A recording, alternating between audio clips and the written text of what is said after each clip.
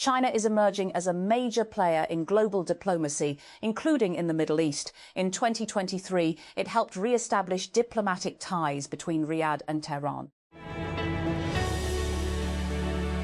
Gulf states are pushing a United Nations Security Council resolution that threatens Iran with sanctions and other measures if it does not halt attacks on ships in the Strait of Hormuz, stop imposing illegal tolls, and disclose the location of all mines to allow freedom of navigation. Speaking at the UN on Thursday, top diplomats from Qatar, Bahrain and the United Arab Emirates (UAE) stressed the importance of resuming pre-war traffic levels in the narrow waterway through which about a fifth of global energy exports pass in peacetime.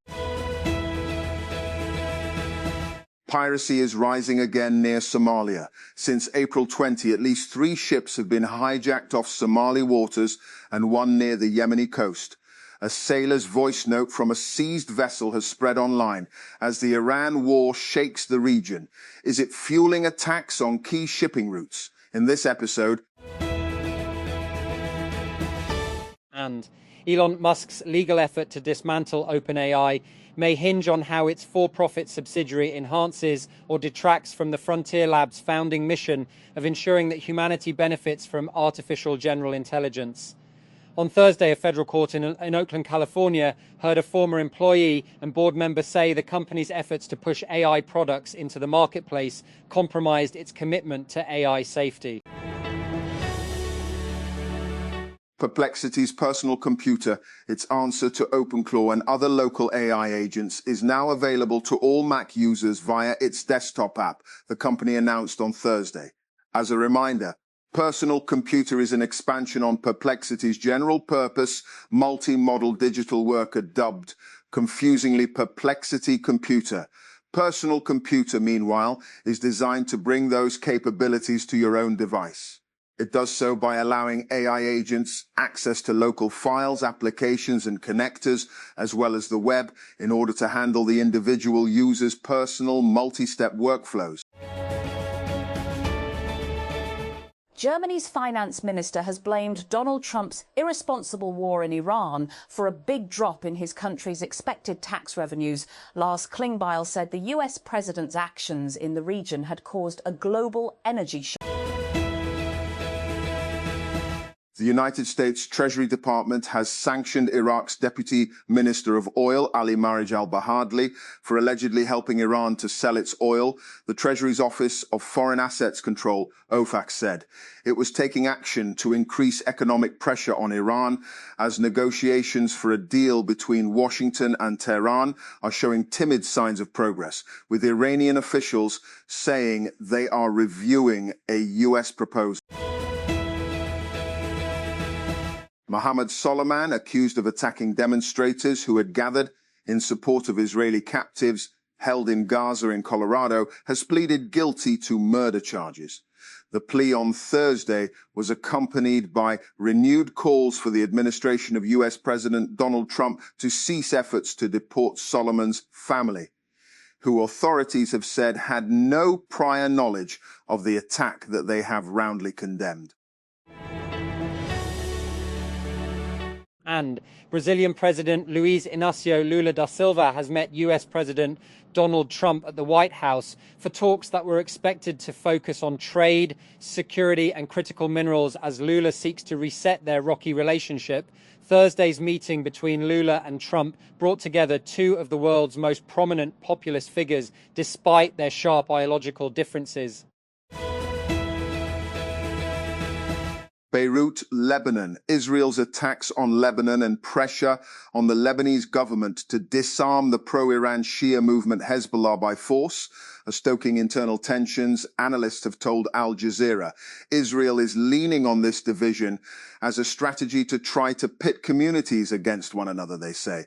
The strategy is working, they add, pointing to a recent series of sectarian and political provocations. Israel's opposition is uniting to try to unseat Prime Minister Benjamin Netanyahu in upcoming elections.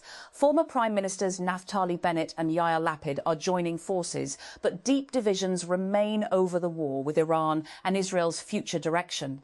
As pressure mounts on Netanyahu after months of war and political turmoil, can the opposition really take power? In this episode... And regular internet users and corporations are not the only victims of malicious hackers. Sometimes the hackers themselves get hacked. That is what happened in an unusual hacking campaign where an unknown group of hackers targeted systems already compromised by a prolific Team PCP. Once the hackers broke into those systems, they immediately kicked out Team PC hackers and for food, according to a new report by cybersecurity firm SentinelOne. Stockholm-based vibe coding platform Lovable is growing revenue at an astronomical rate and doing something that few US companies, startup or otherwise, would even contemplate. Voluntarily promising annual 10% salary raises for all employees on their work anniversaries.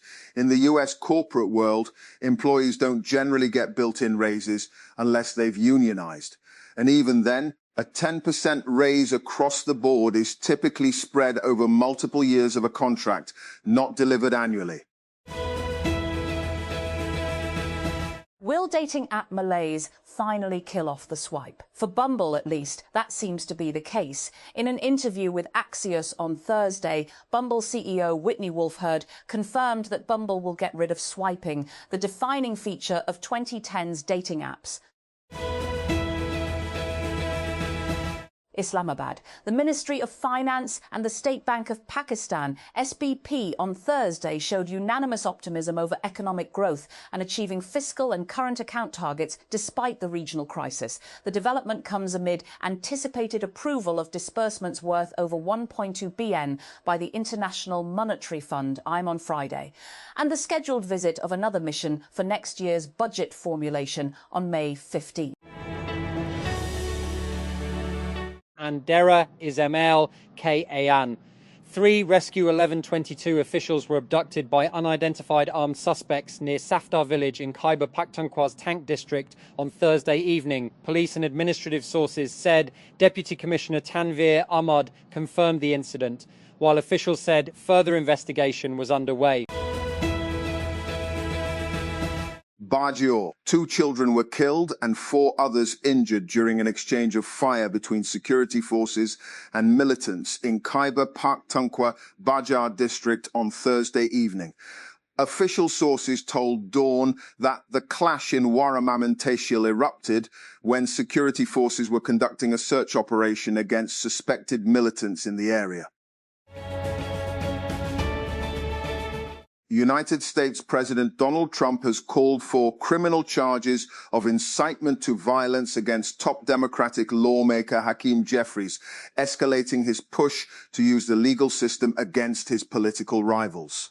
Trump shared a social media post on Thursday attempting to link past comments by the minority leader in the House of Representatives to the White House correspondent's dinner shooting incident that prosecutors said targeted the US president. The US Treasury has sanctioned Iraq's Deputy Oil Minister Ali Marij al-Bahadli and leaders of pro-Iran militias, accusing them of helping Iran to sell oil in violation of US sanctions. Like a rogue gang, the Iranian regime is pillaging resources that rightfully belong to the Iraqi people, said US Treasury Secretary Scott Bessent. Treasury will not stand idly by as Iran's military exploits Iraqi oil to fund terrorism against the United States and our partners. And a motorbike rider has been killed during qualifying for the prestigious Northwest 200 and W200 Superbike annual race in Northern Ireland. A competitor has died following an incident at Station Corner on the NW200 course during this morning's Superbike qualifying session, said a statement from the race organisers, Coleraine and District Motor Club. The head of Jeff Bezos' family office has left the board of directors of Slate Auto, the electric vehicle startup backed by the Amazon founder. According to numerous state filings reviewed by TechCrunch, Melinda Lewison, who leads investments at Bezos Expeditions, appears to have stepped down at some point in the last few months.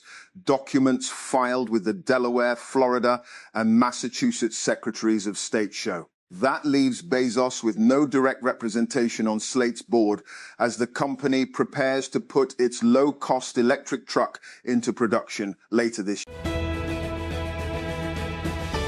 And prediction market startup Kalshi announced on Thursday a $1 billion Series F round, valuing the company at $22 billion.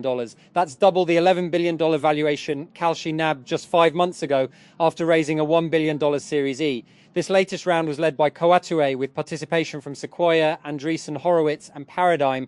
The startup told Bloomberg that its annualized revenue exceeds $1.5 billion. Former Pakistani badminton player Manal Khan has spoken out against body-shaming culture in sports and society after revealing she was targeted over her weight while recovering from surgery and battling endometriosis.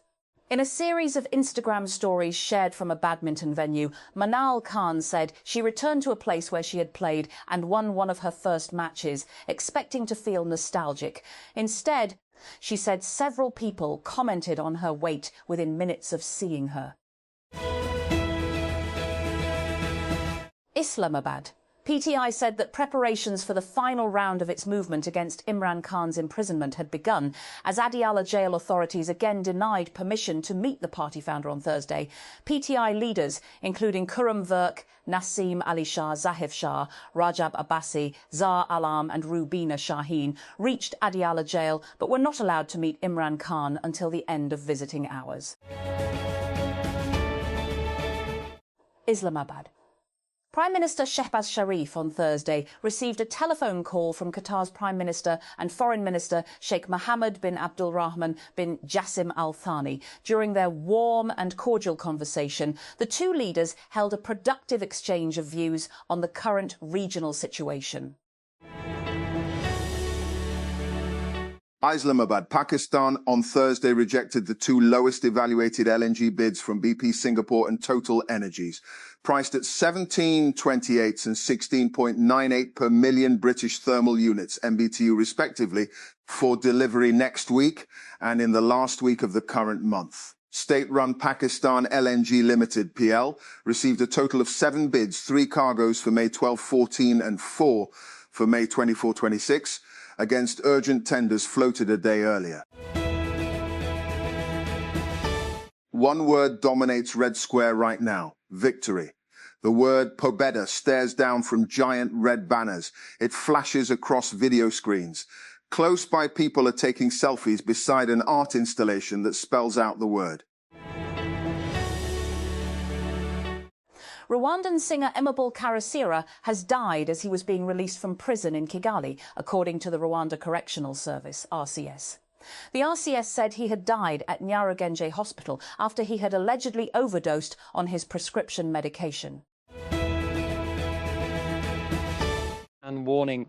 This story contains content which some readers might find distressing. A US judge has ordered the release of a document purported to be a suicide note written by convicted sex offender Jeffrey Epstein a month before his death. And Tehran. Iran, a meeting between two of Iran's leaders may seem routine. But President Masoud Pezeshkian's announcement that he had a positive discussion with Supreme Leader Mojtaba Khamenei and is an attempt to push back against efforts from the United States to portray the Islamic Republic's leadership as divided. And Pezeshkian's announcement on Thursday appears to mark the first time the president has been able to get an audience with Khamenei since the latter's selection 2 months ago for Iran's most powerful position.